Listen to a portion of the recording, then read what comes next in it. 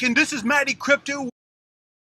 Reached out on Twitter to someone that I've never heard of, and I'm surprised I never heard of this guy because years and years I've been into liberty and being freedom loving and the Free State Project and a lot of circles that I was in. This guy was also in, so we really hit on the same kind of nerve, and I'm really surprised I didn't come across him in different circles. But I'm excited to find him, and I'm glad that he's doing other podcasts and putting his name out there. And what's exciting about this is he's living a life on crypto and not just paying a couple of bills or utilities or whatever. It's like really truly living his life day to day on almost exclusively crypto. So I'm excited to introduce him to you guys and kind of share his story. His name is Joël. Hello, hello.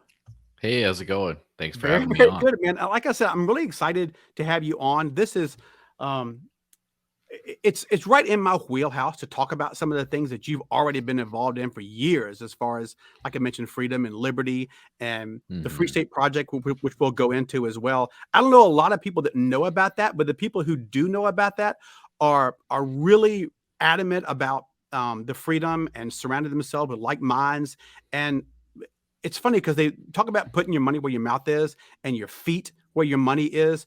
People that actually like move to New Hampshire. So hopefully in this podcast we can touch on that. But um, I wanted just to basically do a quick introduction of you, and I'm interested in your honestly your childhood. So I would like to. The first thing I'd like to do is just take me back to like 10 to 15-year-old Joël, and tell me what kind of kid were you, and like what was your family like?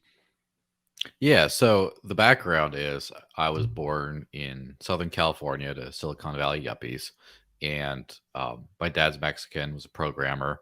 My mom's a Italian American and was a journalist, which I kind of take after a little bit in my life today. And about when I was 3 years old, they decided to forsake the something that was very not hip at the very beginning of the 90s, but now is very hip, which is forsake it all and become like, like farmers on the land. Everyone's doing that these days. It's so cool. But back then it was like you were insane. And so my dad inherited a ranch in the north of Mexico where he partially grew up. And so then that's where we moved. And so that's my childhood from ages about 3 to 16 was at a ranch in Mexico, completely off the grid. No, only like because my dad's an electrical engineer, he got solar power going, and so other than that, there would have been no electricity. There's wells and streams for running water, like completely off the grid. So that's kind of my childhood. My mom's still on the ranch all these years later, since '91, I believe, as the primary source of income and everything. So yeah, basically, I'm a farm kid, Okay, nice. It's a funny because developing world farm kid at that. and it's funny you mentioned like it is kind of all the rage right now to get off grid and solar power and get away from it all. And I mean, it's something that I never thought of when I was a young kid, but as I got older, it was that really seemed appealing to me, and it still does. And hmm I try to do a lot of that stuff. I don't know a lot of people that know about this about me is I owned a farm, almost 78 acres, and I tried Nice. that. It was just a few years ago, and I tried. I've always been an entrepreneur, and I want to try new things, and just to kind of get away from that 9 to 5. And it's really really difficult to live off It's a grid, and hard living. it is, man. We had chickens and sheep and microgreens, and the amount of hmm work and dedication and just time that goes into that is just, man. You really really got to love what you're doing. It's cool that I mean it's a 30-year history that your family's been there now, so Yeah, that's cool. So how many siblings do you have? just one older brother. Okay. You mentioned in previous podcasts and videos I've seen that you guys were homeschooled. When you look hmm back on that now, are you glad your parents chose to teach you at home? Yeah, so for two reasons. One is contextual. The schools that were geographically close are just not that good. The part of Mexico we grew up in is it's akin to the American Southwest, except civilization has reached all of the U.S. Civilization has not reached all of Mexico. There's some parts that are still like very, very rural. Like I had friends with dirt floors and stuff. And Wow. so w- those the same school that those people go to is not like a quality education necessarily. And so it was kind of the only option. So for that reason, I'm grateful, but also for the kind of out of the box thinking and a lot of other benefits. I'm also grateful. Uh, Pretty much the only, I wouldn't say so, because of my personal life, I have no regrets about that. The drawback for maybe other people would have been that it was in the middle of nowhere and I kind of missed out on a lot of social interaction that I played catch up on later. But that's not so much a function of being homeschooled as literally being on a 10 square mile property in the middle of, of the desert kind of thing. And with just not a lot of people around. But it's definitely, I'm glad that, I was able to finish college when I was 19, have a bunch of extra time to do other things. I'm glad I kind of had a more self-directed learning kind of environment, which has really sort of gotten me entirely the whole way into crypto and things like that. It's kind of enabled that. So yeah, definitely no regrets. I'm very much an advocate for homeschooling, with the caveat of I really think that if you do that, I think it's a great idea to get your children involved in, like, especially sports, like group sports and like martial arts and stuff. I also did martial arts for my whole life as well, and that kind of was a big part of my development that didn't get taken care of in, the classroom, so to speak. Right.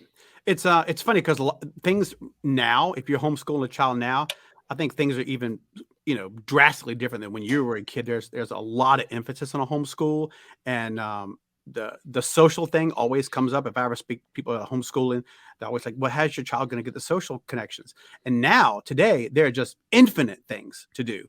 I think that kind of society and people in large, and maybe moms and dads, kind of figured out that problem. So many people are homeschooled now than they used to be, and the stigma is gone. So there, a lot of homeschool people have a lot of social interaction and doing things, even with connection to the school.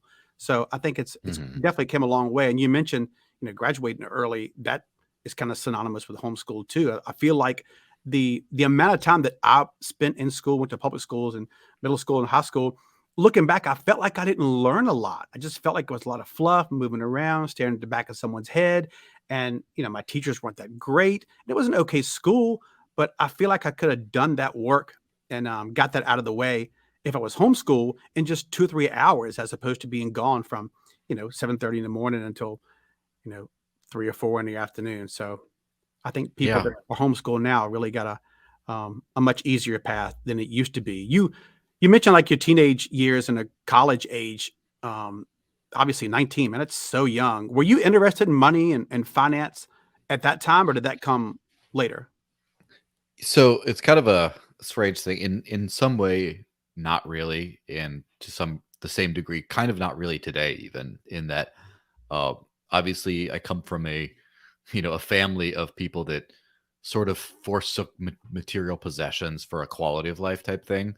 So in that way, I just didn't really care. But on the other side, I was very interested and, um, I guess, exposed and aware of money and how it ends up, the current fiat system. Basically, I kind of understood from a very early age because, first of all, when you go through the history of money books or whatever, say like, oh look, people used to barter, or then they traded apples but they didn't work out, and then they used little rocks, and eventually they settled on like precious metals and coins and stuff, and then always that jump to fiat of like, then we had paper notes that represented the gold, and then we just got rid of the gold, and it's always the record scratch moment of, wait, but that's all the properties that made it money ended up here, and then the note was like, how does the note have value without the gold?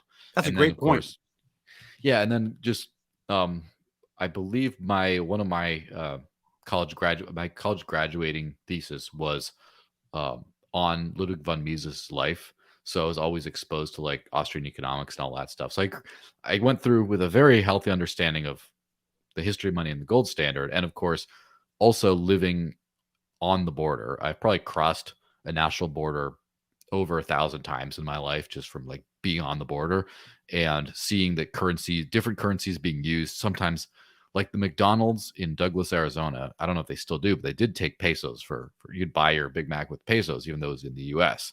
And just because it's right on the border, and just the whole idea of money being more more than just like the one sole money that we all use. And also, when after my grandmother died, we helped to clean out the house that she owned because we had to sell it. And she had a whole bunch of old coins and stuff. And it's like, well, these are no good anymore. They're the old pesos. Somewhere in the 90s, there was a peso crisis, and then we got rid of them, and there's the new ones. And so there's a literal corpse of fiat currency in my little hand as a child. And that kind of imprint in my brain that this thing we call money isn't permanent necessarily. It's not like, the Lord spake and yea, there was the dollar. It's like, well, no, this could go away too. You could screw this one up too and have to start over. And so that was always kind of in my mind. And I guess my interest beyond that sort of led from an impatience of, I understood the theory, but it kind of didn't sit well with me to be like, yeah, fiat's a scam, and then only have fiat. Right. Now, you mentioned graduating college at 19. Did you skip a couple of grades in high school, or you just zip through college? That's impressive, man. Yeah, so I basically started college right before I turned 15. And the reason I got to that point is um, I graduated through a high school in Michigan called Clonlara High School. And they basically have a program dedicated to homeschoolers, which basically allowed you to submit work done as for credit and basically not take official classes, but just say like, culture, like how many old movies have you watched? Have you read these books? And then do some basic tests of like math and other things like that. And then you get a high school diploma. And so from that, I mean, it's a lot of times, one thing I've noticed as a sort of mini tangent, I notice a lot of people who are considered like young prodigy type people, even if they end up still being quite intelligent, they kind of taper off a little bit as they become more adults and become less like there's a large variance in how academically ahead people are when people are young, and then once you get to be an adult, it's a little bit more even playing field. So um all that to say, I wasn't that brilliant. It was just I had some extra. I didn't have to spend time doing dumb repeat work. I just got to like learn and then be done, and then got through college, and then that's it. Man, but to be on a college campus at 15 or 16, that must have been, I don't know, man. That's It's an pretty adjustment. daunting, especially coming from a homeschool environment. All of a sudden, here's a campus, and Hmm. you're 2, 3 years younger than people. I guess that first year must have been kind of rough. Yeah, it's definitely an adjustment, and I did move around a lot. I did some of the college remotely, and then I spent like a couple summers in France, and then I ended up after that going to grad school in the UK, and I did a million internships all over the place. So it was I guess a tough like later adolescence, early adulthood, just but it was it's worth it. Is the adjustment was good. I mean, there's something to be said about the social skills that are like born by trial by fire, right? Mhm. I might be a little bit of an awkward guy sometimes, but I can and have make friends from zero in different countries with different backgrounds and different languages and stuff. So most people, if they move out of their hometown, have a little bit of a bumpy road making new friends from the start. And it's kind of in some ways I kind of have better social skills than a lot of people who are more what you'd call socialized. You've had an interesting life already. Still a pretty young guy, and you've been a lot of places, seen a lot Hmm. of things in different countries. That's fascinating. And on another podcast, I heard you talk about living in Mexico and having to convert the currency in your head. You were saying if you're talking about pesos to USD, you mentioned Hmm. growing up, and I think you said the pesos were like 7 pesos to $1, and now Yeah, here it's we like are years 28, later, right? and it's 30 pesos to one Mm. USD. It's fascinating to see, like in real time, the devaluation of money, what you can buy. Mhm. Can you elaborate on that experience and how it shaped your understanding of money? Yeah, so obviously, one thing I noticed for sure also, a in the border, the penetration of the foreign currency into the US was not nearly as good as deep as the other way around. Like even further into the south of the state of Sonora where I grew up in, you could find places that would take dollars. And it was relatively universal right in the border towns where they would accept both. Sometimes they'd have an unfavorable conversion rate for the dollar, but there's only a couple places in the US side. So it was kind of like which is the best, which is the better of the two was pretty obvious from, the early days. And obviously doing that conversion in the head kind of, helped. Uh, Anyone who's old enough to have dealt with money as a kid and just remember pricing and then is just alive today sees the kind of like when you're up high enough, you start to see the curve of the earth. Same thing when you've been around long enough, you start to see the curve of inflation, right? And you start to see Yep. devaluation, remember what things cost. I mean, I, obviously I haven't been, driving and fueling up my own car for that long, only like, 20, not quite 20 years, but like back in the day, I do remember my parents getting some gas for 79 cents a gallon. And then those days are gone, very gone. And so just the price of gas, I remember like $5 movie tickets. I remember when menu items, if it was like $8 or $9 getting up there, that was it had to have seafood in it or something. It had to be something fancy because, and now that's just like a basic burger at like Applebee's, like 10. Yeah. You see a lot of like difference. And yeah, it really starts to sink in that like you have to redo the calculations in your head because of this. And that's something that's I think a lot of people kind of remember that. A lot of old people, of course, are like, "Oh, I remember it was a nickel would get you this and all this stuff." And it's like, okay, but We you sound like know, the old people now. yeah, but now it's like the thing is we don't have to be that old to have that perspective because Hmm. inflation is so bad. And also, I mean, when I was in 2005, I went to Romania for a couple of weeks and they were right in the transition between the old lei and the new lei currency. And so I used to have 100,000 lei note in my wallet that I just carried around as a reminder because that was when they transitioned to the new lei, which is one instead of 100,000. Just cut off the zeros, and are like, hey, it's the same.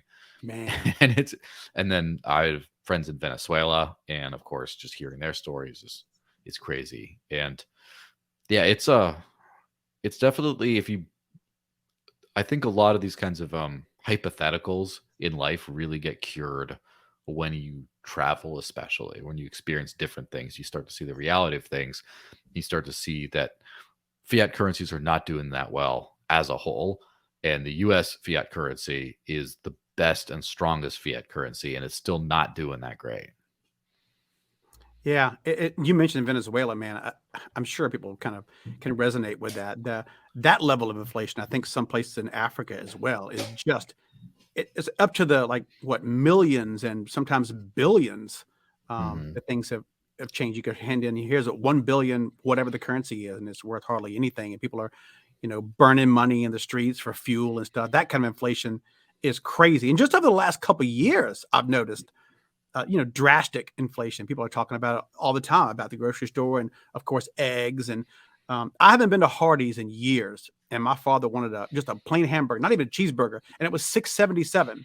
And it was just a couple of days ago. And I remember keeping the receipt on the counter, like, since when did just a hamburger with no fries, no drink, nothing, almost was $7? So, I mean, people feel it. I look at like families. If you got a family of 4 or 5, how much more your grocery bill is or your gas bill is just in the last 2 or 3 years. So that kind of drastic inflation and the devaluing our money and just the ability to just print to infinity is, I mean, it's scary in a lot of ways. Yeah, and I remember a time when thinking 100 grand was a lot of money. Yes. It's not that much. Like it's very middle class to make that these days. I mean, I would say very, but like a lot of people, it's not like you're doing really well if you're making six figures anymore. Like it's, you can be making like a six-figure household income for like a family of four isn't even that great depending on where you're living. And it used to be like, oh, you're one of the elites kind of thing. And you see that with just about everything. And that's the thing about fiat is it doesn't go the other way. You never have the federal government do like a dollar buyback program where you they give you something of else of value in exchange for your dollars and then destroy them so the supply goes down. There's never any kind of a token burn kind of thing. No, it's One way. terrible. Yeah, and I mean, to use like maybe a dramatic allegory, whatever. It's sort of like an abusive relationship. Sometimes there's good days that are not as bad, but it's never like great. It's always like, well, not as bad as sometimes. And I think we've been sort of conditioned to see slower like 2% inflation as amazing. But no, it should go the other way sometimes. Yeah. We should have more money than we used to for sometimes. I get there's ups and downs and everything, but like with fiat, it's constant down and then sometimes very far down. Yeah, it's rough, man. I'm one of the main things that I think you're known for, just in my limited research the last week or two, is like living off of crypto. And you've basically been unbanked, paying for everything in crypto for the last probably 6 to 7 years. And even though Bitcoin's only, gosh, it's almost 14 years old. That's crazy.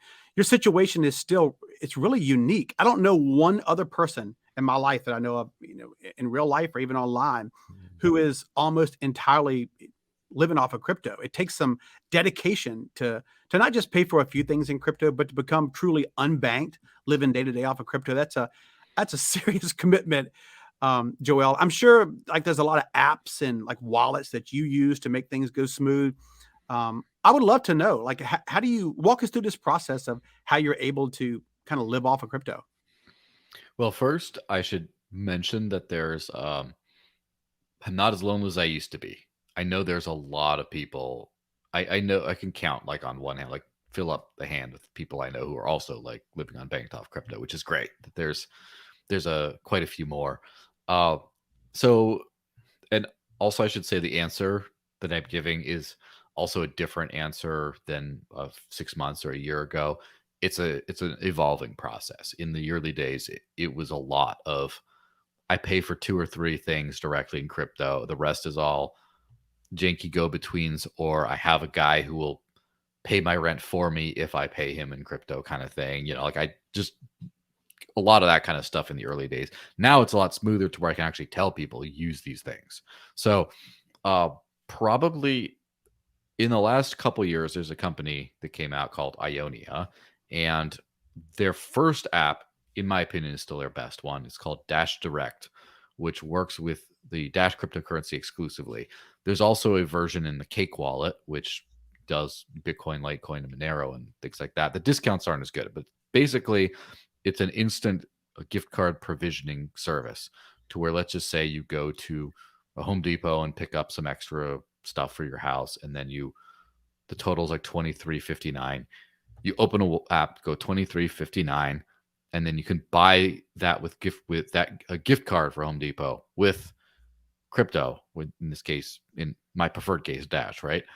And then you get the instant gift card, can pay right there, and the experience is smooth enough to where you can do it without holding up the line. It's not like paying with a check or anything. It's like you can actually do it without holding up the line behind you or knowing exactly how much it's going to be ahead of time. And so, yeah, there it is. And so sometimes you can get discounts of like 5, 8, 10% or something. And so it's a great incentive for people to start trying out something like that as well. So that covers most things because a lot of big box type things use that that where you can just kind of pay with the instant gift card. There's another service that's a little the experience is not as smooth, but it's still pretty smooth. It's called Bit Refill. And Bit Refill is kind of like this, except it's been it basically has a lot of the same products and services, except some different ones. Discounts are nowhere near as good, and the experience isn't as good. But first off, it has a huge international support. So if you got any listeners that are in other countries, they'll be able to probably find something with Bit Refill in their country that will do something. And the other thing is Bit Refill is how I pay my phone bill. You can just pay your phone bill there. Nice. Up until a few months ago, Bit Refill also had a bill pay service in the US and El Salvador. They still have the El Salvador one, but in those two countries, that would allow you to pay your bills with crypto. However, they had some kind of an issue that they had to temporarily suspend that. So now there's a third service I don't think I've tested it out yet because I'm kind of in between things, but called Spritz, Spritz, Spritz.finance. And that's an entirely, it's basically lets you pay every single bill you got, whether it's like taxes or mortgage or everything, pay all that with crypto. And, Really? and Spritz, I hope they expand their offerings soon because I can use Dash on Bitrefill and Dash Direct and other stuff. Spritz is only smart contract chains. I think they launched first exclusively using Polygon, but then they added in, a bunch of Ethereum and a bunch of those kinds of tokens. I think AVAX and stuff like that. But hopefully they add some other things soon. But still, you just swap one coin for another one. You can just use it. But just those three let you pay 95% of everything in your life with crypto. And the only gap is if you go to, say, an independent coffee shop or something that's not like one of these chains, then it's just like, well, you kind of have to get something else. And there were a few. The Dash Direct did used to have a prepaid card program that would let you get like, without giving up your ID or anything, giving like a prepaid Visa card that you could then use to pay, buy in the exact amount you wanted and then just spend like right on the fly. And that was really awesome. And they had to shut it down, but are coming out with another one at some point. I don't know. Maybe by the time people listen to this, the new program will be out there, or maybe it just will never be out. I don't know. But I'm just saying that's what I used to do to turn that 95% to 100%. So that's like a basic kind of overview. You can always find other services here and there. Like purse.io is a site that lets you spend stuff on Amazon. But the benefit of that is you could get huge discounts, sometimes like 10 to 20%, which is pretty good for Amazon. I think that one only works with Bitcoin today. Okay. And then I'm trying to think of one or two more. Obviously, for traveling, I like Travala. It's like travel with an A, Travala. And that you can pay for rooms, for accommodation, flights, everything right there. So those are some pretty good things. There's the last site I guess I'll give it, which helps me for traveling and stuff, is one called Coin ATM Radar, which basically shows all the crypto ATMs. It has a lot of data around the world. So, for example, in the end of 2019, I had to go to a conference in Madrid, and I didn't have time to figure out how I was going to pay for stuff. So I landed there and then found an ATM, sold some crypto for euros that would cover the couple days I was there, and then there you go. So that's like the top of my head overview of the things that work on my site and stuff. I have a lot more like detailed sortings of like depending on what region in the world you're in, stuff like that. Yeah, I'm gonna have to remember this stuff. I'll write some notes down and get back with you and maybe look on some of your sites, because I want to have people, if they want to look into this stuff, to not have to write things down during the podcast, and they can just look in the links in the description of this video. And when it goes on YouTube, obviously they can kind of go through this, because I'll send you 2 links. Yeah, that'll be great, man. Thank you so much. Is this the right Spritz? Yes, that's the right one. And I think the one you just said about the Coin ATM, is it coinatmradar.com? Yes. Okay. Excellent. That's So this is why I love having, people on podcasts and doing shows like this, because there's a lot of this stuff that I didn't know. And I know a lot of people who are new to crypto.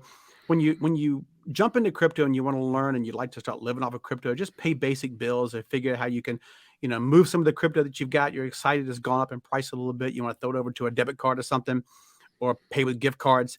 There's so many scams and so many websites out there that will take your money and, nefarious stuff. So it's great to have someone else that you trust that's kind of living this life and can verify some of this stuff. It gives credence to some of these websites, and it helps people. Instead of looking at 100 websites, you can go to 2 or 3 or 5 that you're talking about, do your research on a few of them as opposed to, 100. It makes it so much easier. Yeah, absolutely. And it's also the number of services. I mean, I just rattle off like a few, and then you're 100% on crypto right there. Whereas before it would be like a dozen. There'd be a dozen, and then some of these you have to do weird workarounds and things like that. So this is the easiest it's ever been to live on crypto as the end user. There have been times in the past where more individual, like mom and pop businesses, took crypto payments directly. That's kind of gone down for a little bit, but the actual, from the user perspective of trying to spend crypto everywhere, that's like the best it's ever been. I remember you mentioned Dash, and I remember back in, it must have been 2016, 17, maybe Hmm. 18. I love Dash. I like the idea of it. At the time, I was really researching master nodes. It was kind of all the rage back then. And I remember trying to get a master node from Dash. And Dash wasn't that expensive when I was looking into it. I think now it's what, 70, $80 for About 70, yeah, a token. as But I of today. remember to get a master node, it was going to be so great. You could really, get that return of Dash. So it's nice to know Dash is still around and doing good Hmm. stuff. So I'll leave that link as well. And I know it must have been tough for you to do this back. I think when you started, it was like 2015 or 16 when you started to do this, thinking about living off of crypto, because the infrastructure back then was nothing like it is today in 2023. Do you feel it's easier to live off of crypto, obviously now, but are there a few things that still needs to happen? Is there something that you feel like, since you've used this, a great person to talk to, what needs to improve in your eyes to make this kind of ideal? Yeah. So the things that need to improve, I believe we need better bill pay services, right? And so the only reason I know about, for example, I mentioned Spritz.finance. The only reason I know about them is because for a very brief amount of time, I was like, yay, I can pay everything with Bit Refill. And when that program stopped, I had nothing for that. I was like, oh, well, I got to find other things. And I saw an ad on the Brave browser pop up. And I'm like, pay all your bills. And I click, of course, instantly. And then there you go. Um, and that's I think in Europe and in Australia, there's a lot of bill pay services out there for crypto. So that those areas are pretty well covered. The US has just one, right? One right now. It's not that good. Like, I mean, I'm not saying this, the service is great. I'm just saying it's not that good of a spread that you just have like one service that lets you pay all your bills. That's the number one thing. Um, there there's a couple of, I guess, prepaid card type things floating out there that let you kind of fill in the gaps between the ones that don't take gift cards, for example. The big gap is not so much in the consumer side, it's more in the merchant side. The merchant software for accepting crypto in your especially physical business really sucks. There's just nothing out there. And there used to be two services that I used before, CTX and AnyPay, that I used to onboard merchants with. And then they both kind of stopped working because they kind of weren't maintained. And then I finally got AnyPay to be maintained again and up to date so it can work. But it's kind of it's easy enough to get an individual to say, like, I'm going to get some crypto, I'm going to download this app, and I'm going to use these services. Yay, I'm living on crypto. It's simple relatively. The merchant side is difficult because the merchant can't just do things their way. They have to do stuff that works for their customers. And every merchant out there or almost every merchant has their own point of sale software, their own merchant software that does everything, has products in there, that is invoicing, all this kind of stuff. None of them support crypto. So the merchants that do accept crypto directly have some secondary thing, like they have a separate phone or tablet that's like the crypto phone, and then they take the payment through there, and then they have to write it down as like a cash transaction or whatever. Just integrate it into their system. There's nothing good today. And so if that were the case, then it would be easy to just snap your fingers, and then any merchant you go to that say uses, Toast or Clover or one of those kinds of merchant software, just, hey, can you go into your backend and enable the accept crypto button? And then it's just easy. That's the one thing that's really missing. That, and then more bill pay services. Those are kind of the big ones, I think. Okay. It's a shame, like in 2023, that it's this clunky, that we haven't really fixed this. I know a lot of people love, crypto.com, having a debit Hmm. card, loading your crypto, whatever it may be, onto the, basically a Visa debit card, and using it anywhere Visa is accepted. How do you feel about that? Do you use that one? No, I don't. And the reason for that is for I have this video on like how to live on crypto where I kind of explain the criteria we go by. There's three big things that crypto does for you. The first is obviously the value. You don't have inflatable value like fiat. So the bare minimum we'd hope to accomplish in crypto is having uh, your wealth stored in something that's not fiat currency. And for example, having crypto.com card does that one thing where Now all of a sudden you're living your life exactly as before, but you have that one thing different, which is already a great improvement. I like to do the next two improvements of the three, which is number two would be self custody, meaning you hold control over your own funds. And that's not the case with something like crypto.com, or I guess Litecoin has their own card or something, or Coinbase had a card for a while. Those kinds of things are custodial, meaning that you're using a crypto bank kind of thing where if you get in trouble with government or whatever, they can just shut it down and take all your money. And that's not good. So I like to have those two criteria as a minimum of where uh, I have my value denominated in non-government money, and I control my own money directly. I hold on to it until I actually spend it. The third criteria is the one I try to, which is the hardest to maintain purely, I guess, but you can still do it in most cases, is the no KYC angle, where I don't like to ever have to present ID I don't have to ask permission to use something. And so, for example, when you're doing like the Dash Direct gift card stuff, you're using Bit Refill, you're doing all those kinds of things. You have to do none of those three things. You have to compromise none of those. The only one you ever really have to compromise is when you're doing bill pay, you do have to usually present your ID, but at least you're holding on to your own money. So for people that just are super new to crypto and just all they know is I don't like fiat and I want to just not have any, you could just get a card in one of these crypto bank kind of things like crypto.com and just use it that way. You solved one of those three problems. But as soon as you start getting more hardcore, I would suggest trying to solve more of those as much as you can. Yeah, and it's funny because that may be the most important part of this video. Like if someone clipped it and they took away something from this, you mentioned it. You can't. The KYC stuff worries me. It always has. And just the core principles that I think of crypto is being self-sovereign. You having control of your keys, your money. Nobody else, no other wallet or website should have access to your funds. There's so many horror stories. I mean, all the Lunas and the Celsius and the FTX of the world. That scares a lot of people away from crypto, but that stuff to me isn't real crypto. Anytime you give your keys or your money to someone else, it defeats the whole purpose of being self-sovereign and having Mhm. that crypto. You control your crypto. That's a really big deal. And you're right. If we can figure out a way to have no KYC where it truly is peer-to-peer with just alphanumeric numbers and no socials and KYC and knowing who you are, that would be, man, that would be fantastic for me, because that's the whole point of crypto, is to get rid of that middleman in the way of you and I doing transactions. So that's a Yeah. that's a great point. There's a certain I'm trying to be realistic with this as well, because with the bill pay one is the one where it's hard to get out of the KYC.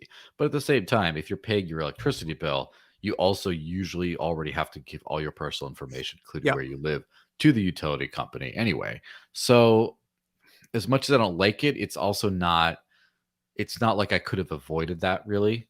Um, Maybe rent is like, but still, most places you rent from, you can. It's that kind of situation. I have, however, rented in the past from places that would accept crypto directly and aren't like tied to your information, things like that. You can find a landlord that does that and just bundles all the utilities together in one charge, and then you do that. If you can do that, then you can avoid that. But as long as you're on the grid, as it were, you already have a little bit of like one pinky toe dipped into that world.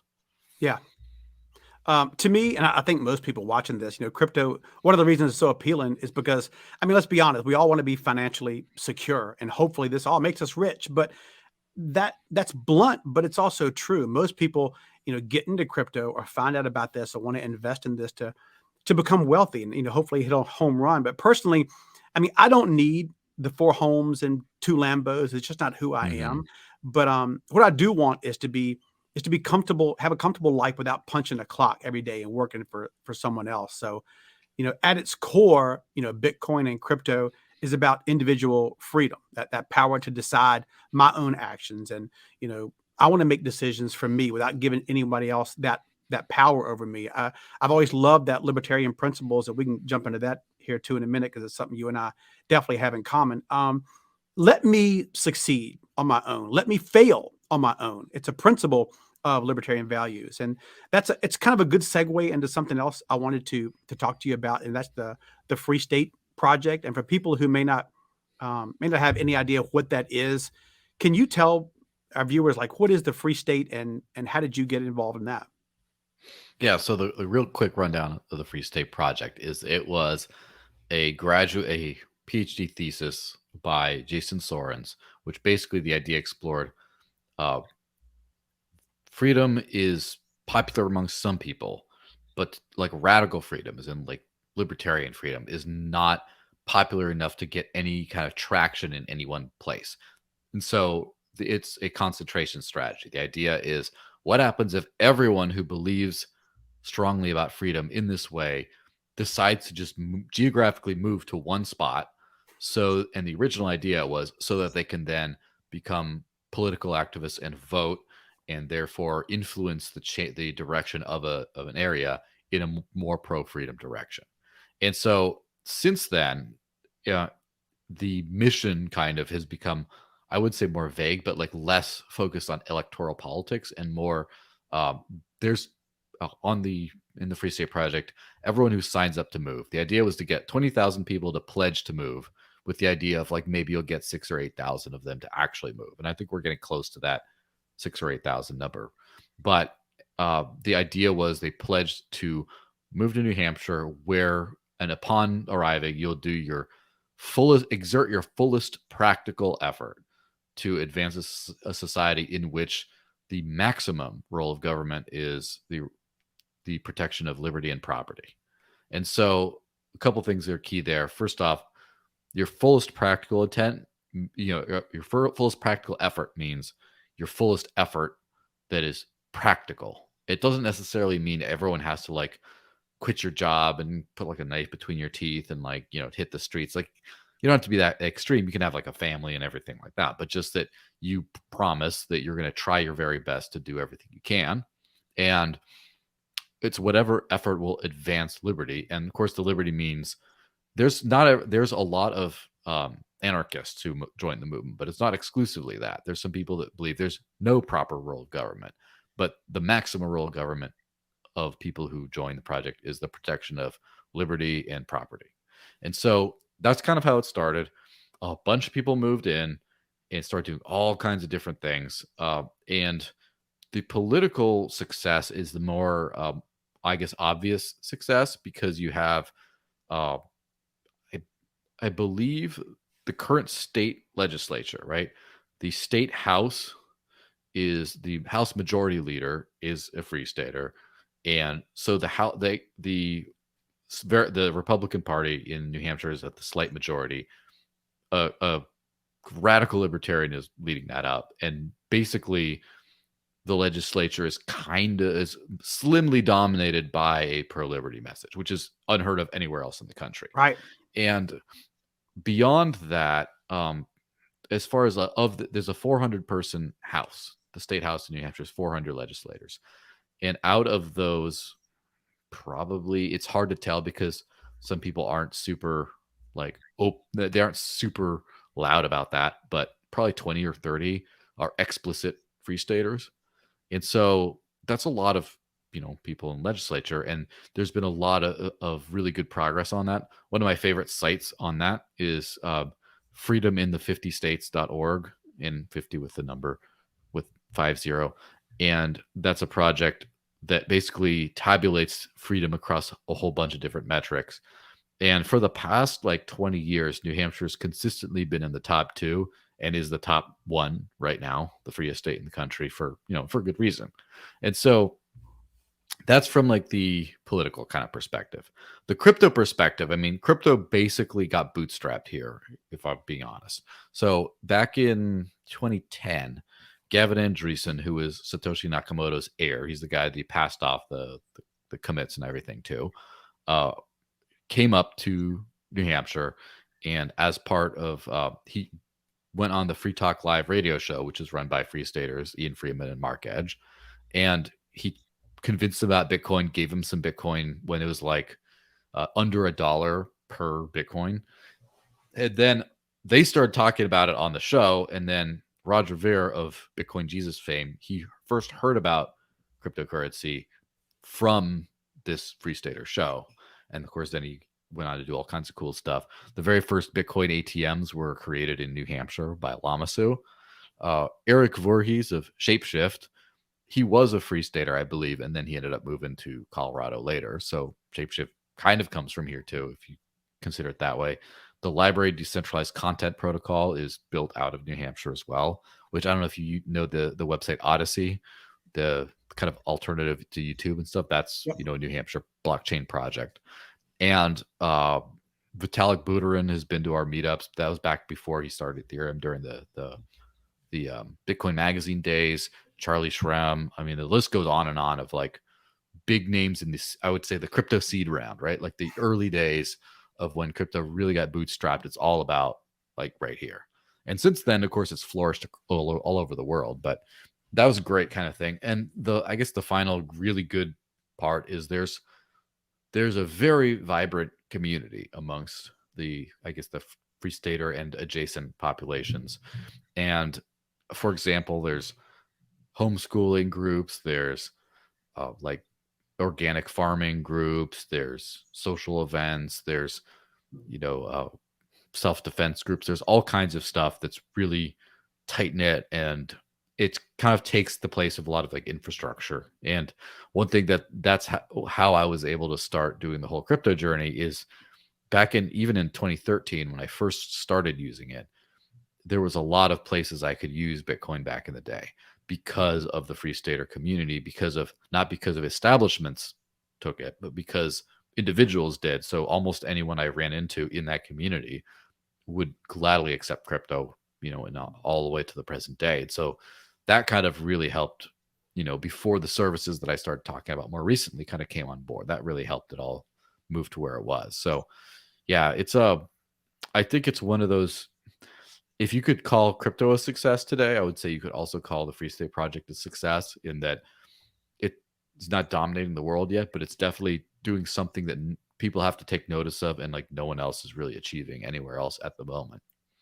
And it's got longevity too. I mean, it's been a long time. I first heard about this over 20 years, I think. Yeah, I think like a decade ago, I heard about it, and it was fascinating because it's different. It's not just 100,000 people or something getting together in just one location and kind of living a similar life. They're actually, like you're saying, making changes at the legislative level, and that's huge. When you can come to a place and kind of absorb a lot of energy in the room and like live among each other and start getting into schools and government, then like real actual change can happen. And the place gets better and better and better because it's going to attract, like you're talking about, people from all over the nation can come to New Hampshire and be a part of the Free State. And then it opens up all the things that kind of like we love, the crypto aspect and, organic farming and stuff. So you're much more inclined to have a crypto life that you can kind of live off the grid, so to speak, and not have government in your face when that many people are involved and real legislative achievements are happening and making the place better and better. I'm curious. I mean, that's a pretty blue area. I mean, New Hampshire is just above Boston, Massachusetts, up far north, almost touching Canada. Do you know? I've never asked anybody about this. What was the reason New Hampshire was chosen as opposed to like somewhere a little more climate friendly for people? Or do you know the reason for that? Yeah, so there was a few criteria. One of them was, of course, a relatively low population, because if you say, let's just take over California, you're just not getting anything done. Like, it's not takeover is the wrong word, but like you're not going to have an impact at all. And so lower population is one. And another one was freedom climate. Like, you're not going to everyone move to Rhode Island, which is, you got a lot of work to do if you go to Rhode Island or even Vermont or Maine even. It's a kind of an uphill battle there. Right. Whereas if you go to some place, the live free or die state, every single license plate in New Hampshire says live free or die on it. And it's definitely a different climate. You're not coming in as a hostile invasive species or anything, or coming in as like reinforcements to the traditions that kind of made the state. In fact, one of New Hampshire's governors, when the Free State Project was created, before they decided on a state, actively campaigned for them to pick New Hampshire. They're like, please come here and help us out. We love this idea. It's great. And so that's kind of what all settled into that. it's kind of remarkable. For example, even Democrats in the state cannot campaign on a platform of instituting a sales or income tax. It's just dead in the water, even amongst the Democrats. It just there's no sales tax, no state income tax, and basically no gun laws. Like it's really free in a whole lot of ways. Still have a lot of work to do, of course, but the natural free like fertile grounds kind of really help out with that.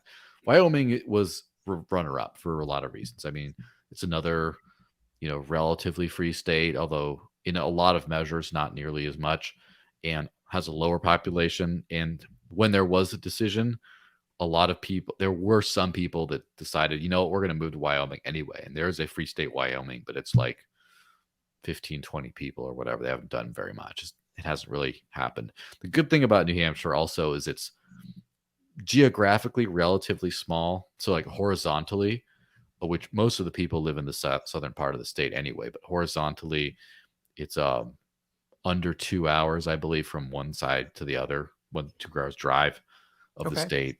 And then, like where I'm at, I can be in Manchester, which is the largest city in northern New England, I guess. Manchester, Portland, Maine, and Boston are all like an hour's drive away. And so it's not like you're very far from anything. It's like 4.5, 5 hours drive to the Canadian border. And it's like, it's a coastal state as well, very small coastline, but still some coastline. And so it's just a lot of things that just altogether make it a nice spot. And also, and this is maybe doesn't get expressed as much in the official kind of like free stater type literature and stuff. But from my personal perspective, having lived in lots of places around the world, it's one of the nicest spots as far as it's really rich. It's rich, clean, and safe. And driving around, it's really hard to find like an ugly town. Like it's just everything is cleaned up and just nice. And so you don't want to just live, for example, to the middle of Alaska and just like, yeah, we turned it into a freer place, but it's still prohibitively cold. It's still like really rural. It's still like there's like not much civilization. It's really like that's difficult. That's a difficult life. That's a sacrifice. You don't want to have to make that. It's already enough of a challenge to have to move your whole life, but you'd want to have to come to a place that's you could call home and actually like it. And that's the thing is like every time I travel, I don't like anywhere nearly as well as here. And like when you're in a different place, you don't feel the taxes right away, right? It's not like the freedom stuff comes out, but you do kind of the less nice, the more dangerous, the all that kind of stuff kind of bubbles around. And I have to say, rumors of apocalyptic frozen wasteland weather are quite exaggerated. A friend of mine actually did a data survey, I guess, of the average temperatures across the entire country, and I believe New Hampshire is warmer than or within 5 degrees of average temperatures of 25 of the 50 states.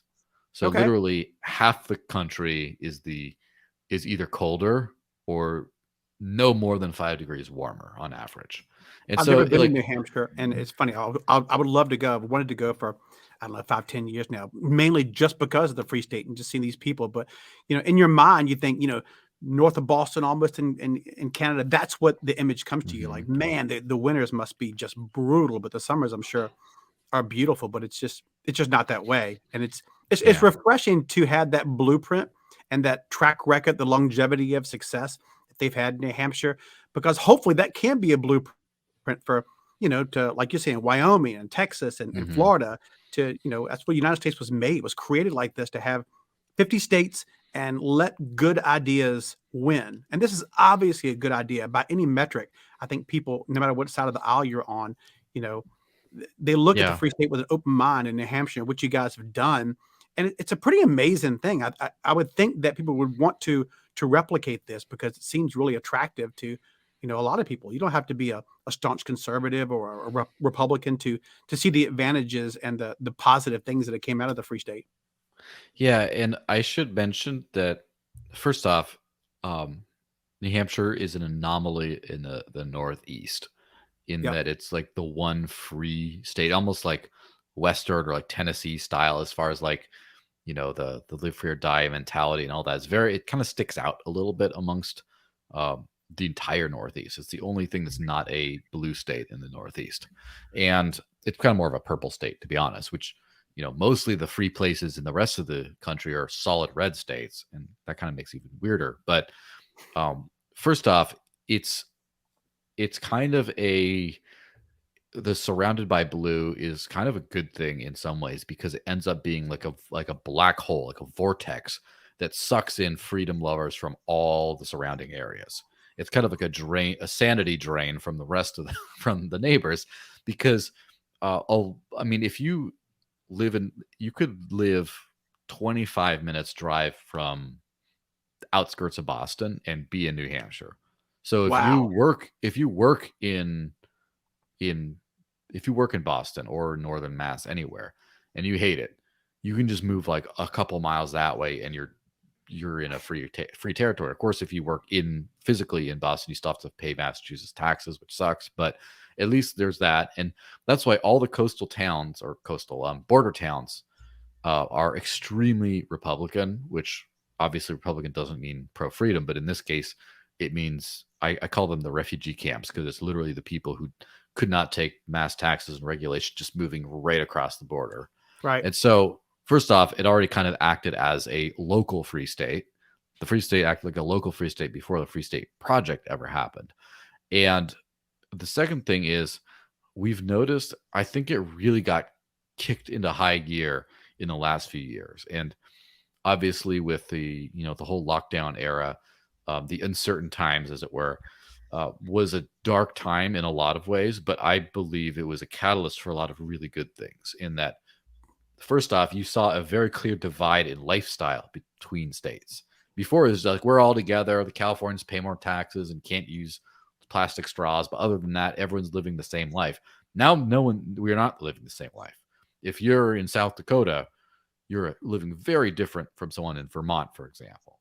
And so that kicked off also the work from home, the work from anywhere kind of element, which the in office working still hasn't bounced back to where it was before.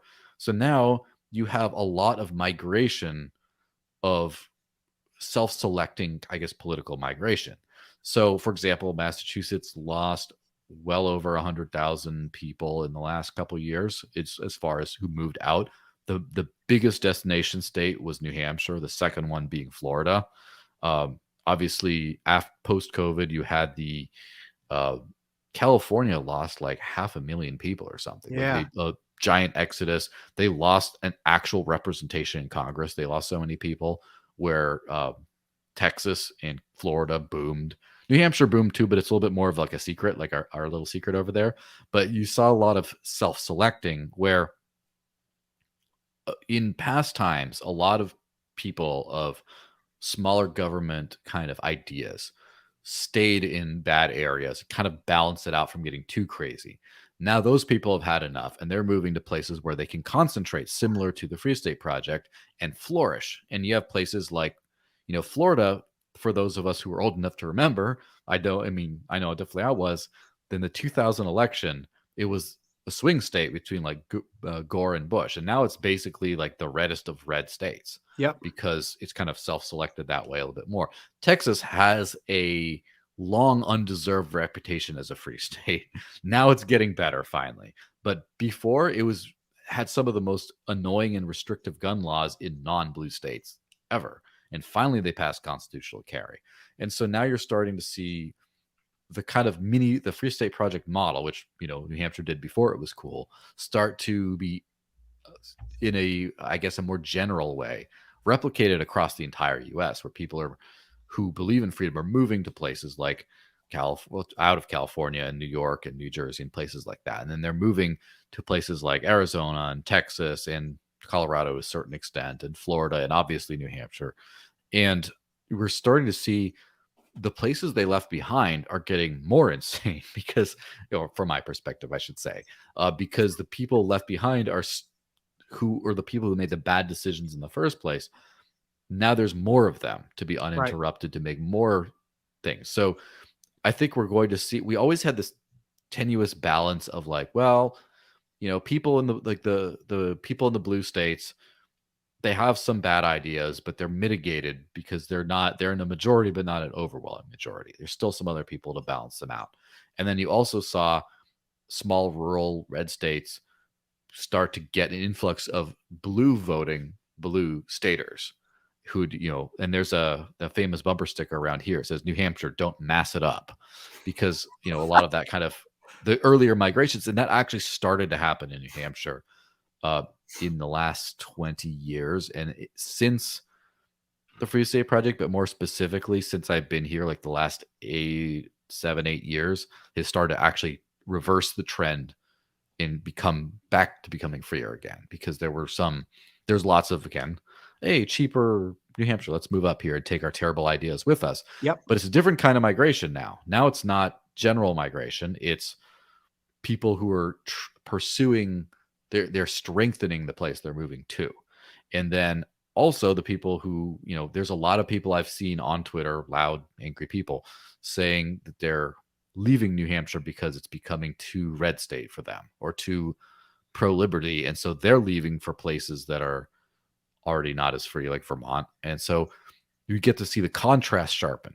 As the contrast sharpen, then not only do we get to see true freedom and good examples for this, but we also get to see the bad ideas actually fail spectacularly, Venezuela style, which I don't want, like the damage and the destruction that causes, but I do want the lessons that imparts. So just like when you have immigrants from the former Soviet Union or Cuba, they do not tolerate socialism because they have a family history of seeing how horrible it can be. It's the same kind of a thing. So I think we're going through a bumpy next couple decades, but I see a really bright future on the other side of that. I love it. And you mentioned don't mass it up. I've never heard that before, but I've heard, people in Texas say that the influx from California, leaving California because of crappy policies, they may be super liberal people, but they understand intuitively that these policies kind of suck. The high taxes, the crime, the violence, the homelessness. Let's move to Texas. And that's the fear, that you would take your Texas or you take your California with you. Don't California Texas. And that's a real fear. But I think it's hard to see someone going the other way. Like you mentioned, some people who are more liberal people live in New Hampshire, and it's difficult. I can't get around that as far as my mind. If I'm a liberal person, I go to New Hampshire and I see the freedom and I see the passion that you guys have and the wonderful things that are actually happening. It would be so hard for me to leave to go to another more oppressive place with higher taxes and more crime and less individual freedom. That's such a tough sell. I can't believe people would do that. But I could wrap my head around it though, it's because tough. of a couple things. First off, if you're looking to not be a productive member of society, it's easy to go somewhere else where you have a lot of subsidies and things like That's a good that point. can help you. But also, if you're affluent enough, you can have a good life anywhere. You can live in your gated community and you can just like make excuses for the human feces you have to step over on your way to your car. Like you can do that. But one thing I've realized, my family has historically been politically split about 50-50 down the red blue axis. Although my immediate family has been more on the libertarian side anyway. And I used to get along with everyone. I've had a lot. In fact, in my lifetime before probably I moved up here, I probably had more Democrat voting friends than Republican voting friends, or more left leaning friends in my life. And it used to be a lot easier because we kind of connected more on our shared social values or cultural values of, internationalism, diversity, like the finer things in life, like less, all that kind of like more urban latte style, that whole thing was more my vibe. And so I vibed with them despite having very different opinions on like guns and economics, for example. Those days are over. Since 2016, when the Trump election really divided the country deeply, and it made it to where it's not just like we have this gentleman's agreement to respect whoever wins. It was like, well, the wrong guy won. We have to, him and all those people are the devil. And so now you can't really be friends across the aisle as easily anymore. And this got really reinforced with the whole lockdown situation, where there's still people today who wear masks. And I don't know if they really think it's an effective safety measure in 2023, but I do think they definitely see it as a sign of respect, of like just respecting the health and safety concerns of the people around you. You want to wear a mask, and so just that really pulls the people across. So if you're someone like that and you're the only person in your town, or you and your couple friends who walk around wearing a mask and stuff, you start to feel really alienated, even if the taxes are low and everything else is great. So you want to move to where there's people who are like you, and you feel more safe and like, okay, I feel more included. And a lot of people view explicit signs of, for example, LGBT and trans flags and stuff like that as being like you feel safe, a safe zone there.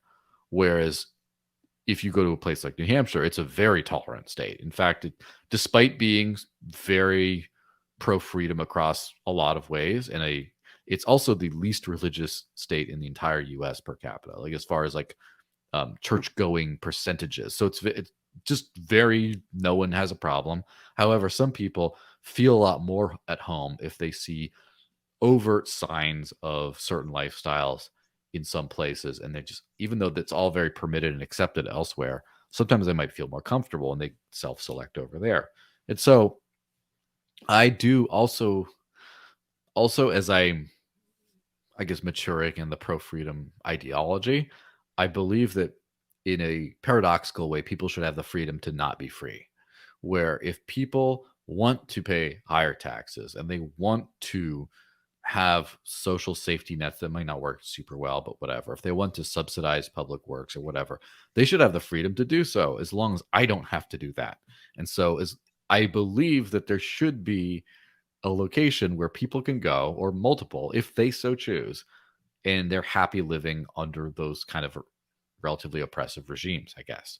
So I kind of view the anti-free state project idea is a good for everyone as well, as long as be like, let's all move here and be this way. It's like, well, as long as you let the people who don't like that, as long as they get to get out too. There was a parody site of the Free State Project so the Free State Project obviously has the porcupine as its little mascot, because the porcupine is a purely defensive animal. It doesn't hurt anyone until you attack it. And there was a parody of the Free State Project called the Free Lunch Project, and their animal is a raccoon. And it was like trying to encourage people to go move to pro-government places like Massachusetts, and it was a good time. That's funny. I love the idea of Free State Project, and I hope people will look into that. I hope it gets even more traction than it has. And it's I think it's fsp.org if you just want to check it out and look into it. And again, I'll have links in the description of this video for you guys to look at all this stuff. I know it must have been, I think it was last year, you were on, it's one of my favorite shows. It's called the Survival Podcast with a guy named Jack Spirko. I think it was last year. He's an amazing guy. If you guys don't obviously know about this, it's called the survivalpodcast.com. He's just a wealth of actual like lived knowledge. And I had the pleasure of spending a few days at Jack's house a couple of years ago. I was hanging out with him, like-minded people, just learning about farming, aquaponics, crypto, and just living, I guess, a more sustainable life. And if you, I know, I guess you've been following Jack, I don't know, for a long time, or were you introduced to Jack through the podcast you did with him, or did you know about him for years? I kind of know about him for years. He was a speaker at Free State Project events several times. And so I kind of met him and knew him through that, and then just sort of connected with him after that. And, I guess the rest is history. It's the world of, I guess, even libertarian podcasters who might seem to be a dime a dozen. It's still a kind of tight knit group where across the world, there's only so many libertarians, and there's only so many people who there's a lot of libertarian adjacent people across the world, millions and millions. But as far as like people who are kind of trying to be semi-activists and stuff in this way, there's like a couple hundred of us. There's not that many. So it's a small world. Still a tight group. Yeah, he's great. A great resource too because he puts a lot of work. I think he does a podcast like 4 or 5 days a week. It's crazy. Hmm. And obviously, a lot of the things that we've been talking about, is tied to fiat and government and how we're taxed. But I mean, money is flawed, and we have money that comes out of our work for taxes. We have debt, inflation, but the government still just prints and prints and prints money anytime it desires. It's just basically fake paper that's given to us, but Yeah. honestly, it's just numbers on a digital screen that can be changed, duplicated over and over to infinity. This isn't how sound money is meant to operate. I remember years ago, they downplayed crypto. They try to taint it with stories of like Silk Road and something to do Hmm. with you know uh, criminals or dark web and stuff like that. I would just hoping that this would go away, but now the negative press from governments is kind of gone. And the last couple of years, I've noticed governments trying to basically regulate crypto, and in a big way, I think they're embracing it, hoping to hijack it in many ways to get involved in crypto and have that as the mainstream. But do you ever think that in a few years that crypto could like truly become mainstream to like mom and dad and actually be decentralized to a point we can basically uncouple from fiat and gain the freedom to be unbanked like you're living, without KYC, no middleman? Is there a possibility that truly happens and government doesn't kind of ruin this? Yeah, I think I wouldn't say a certainty because nothing's certain, but it's looking very strongly like that's the way it's going to happen. And I guess for people who might think that sounds a little utopian, I mean, think about the history of money, about how long like there was the gold standard for a long time, and before there was the US dollar, there was issuing banks had their own currencies all the time, and before it was united under one, there was like the we were living outside of this fiat control until like in living memory, right? So it's not the fiat world has not been that persistent, right? I mean, obviously you have like FDR confiscating the gold and then, in the 70s going completely off the gold standard, but also just a lot of people paying in cash, which is pretty permissionless, right? Whether it's, notes or coins or whatever, silver certificates as they used to be called, right? All that stuff. We used to be living under that world despite primitive technology compared to where we're at today. And so today, I think that it's super easy to just, have an alternative monetary system or thousands of them. And just there's nothing really the government can do about it other than try to hold on to a little bit of power. Now, um, obviously, it's not all sunshine and rainbows. They're trying to do whatever they can to regulate the space out of existence or to um, join the system and try to have the dominant form of paying on crypto networks. And you know, I do think that most people in most countries will have to still pay taxes on most of their income, right? It's hard to get away from that completely unless you're living off the grid completely.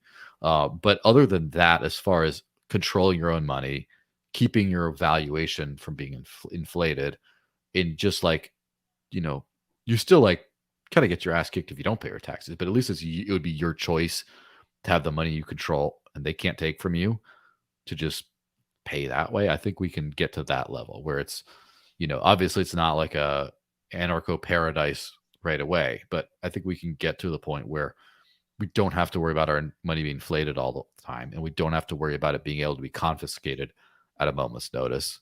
And the next thing I hope, of course, going back to those 3 points, right? I think we can get to a point where we don't need to prove our government identity in order to use our money. Nice.